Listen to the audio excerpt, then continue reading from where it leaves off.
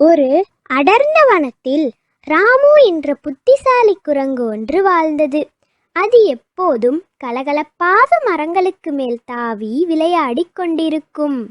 அதே காட்டில் வசந்த் என்ற ஒரு நரியும் இருந்தது. வசந்த் நரிக்கு எல்லாவற்றிலும் சுயநலமான குணம். எந்த பொருளையும் மற்றவர்களுடன் பகிர்ந்து கொள்ளவே பிடிக்காது. ஒரு நாள் ராமுக்குரங்கு மரத்தின் உச்சியில் பழுத்து தொங்கும் ஒரு பெரிய மாம்பழ கூட்டத்தை கண்டது. அதை கீழே கொண்டு வர அதற்கு உதவி தேவைப்பட்டது.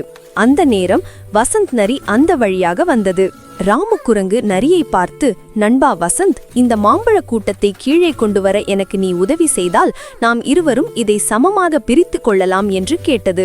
வசந்த் நரிக்கு மாம்பழத்தின் மேல் ஆசை வந்துவிட்டது. சரி, நான் உனக்கு உதவுகிறேன், ஆனால் நீ எனக்கு பாதி கொடுக்க வேண்டும் என்று சம்மதித்தது. ராமுவும் மகிழ்ந்து கண்டிப்பாக கொடுக்கிறேன் என்று உறுதியளித்தது. இருவரும் சேர்ந்து கஷ்டப்பட்டு மாம்பழங்களை வெற்றிகரமாக கீழே கொண்டு வந்து சேர்த்தனர். மாம்பழங்களை பிரிக்கும் நேரம் வந்தது. பேராசையால் உந்தப்பட்ட வசந்த் நரி அதிக மாம்பழங்களை தனக்காக எடுத்துக்கொண்டு ராமு குரங்குக்கு மிக குறைவான பழங்களையே கொடுத்தது.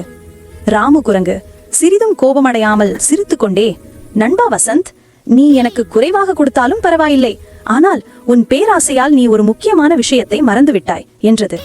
நரி குழப்பத்துடன், என்ன விஷயம் என்று கேட்டது. ராமு குரங்கு பதில் சொல்ல தொடங்கியது. இந்த மாம்பழ கூட்டத்தில் ஒரே ஒரு பழம் மட்டும் அழுகி போயிருந்தது.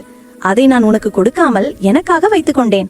ஏனென்றால் நான் உனக்கு கொடுத்த நல்ல பழத்தை நீ முழுமையாக அனுபவிக்க வேண்டும் என்று நினைத்தேன்.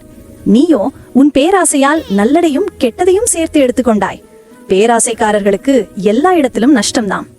ராமுவின் வார்த்தைகளை கேட்ட வசந்த் நரிக்கு தன் தவறு புரிந்தது. அது தலை குனிந்து நின்றது. ராமு குரங்கு தன்னிடமிருந்த நல்ல பழங்களை கூட நரியுடன் பகிர்ந்து கொள்ள அழைத்தது.